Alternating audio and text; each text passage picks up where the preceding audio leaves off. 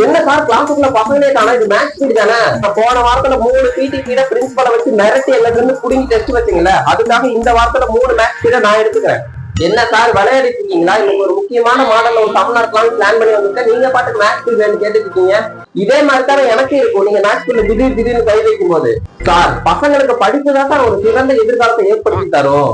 அதுவும் சரிதான் சார், அதுக்குன்னு பிடி பீரியட் புடிங்கி டெஸ்ட் வச்சாதான் எதிர்காலம் நல்லா இருக்குன்னு எந்த புத்தகத்துல சார் போட்டுக்குது? இங்க பாருங்க, இந்த ஒரே ஒரு மேக்ஸ் பீரியட் வேணா நீங்க வச்சுக்கலாம். இதுக்கப்புறம் வந்துட்டு மேக்ஸ் பீரியட் வேணும், அது வேணும், இது வேணும்னு வந்து நிக்காதீங்க. என்ன சார் நான் ஏதோ உங்ககிட்ட வந்து பேசிட்டு இருக்க மாதிரி பேசிட்டு இருக்கீங்க. நீங்க என்னோட பிடி பீரியட் எடுக்கலாட்டி தான் நான் வந்து உங்க மேக்ஸ் பீரியட் வேணும்னு சண்டை கட்டிட்டு இருக்கேன். என்ன இவ்வளவு கோவப்படுறாரு, விட்டு அடிச்சு போடுவார் போலயே. சார் சார் ரொம்ப கோவப்படாதீங்க சார், நீங்க பசங்களை கூட்டிட்டு போய் விளையாட்டு சொல்லி கொடுங்க. போங்க போங்க, நான் என்ன செய்யணும்னு எனக்கு தெரியும். நீங்க போய் உங்க வேலையை பாருங்க ஃபர்ஸ்ட், போங்க.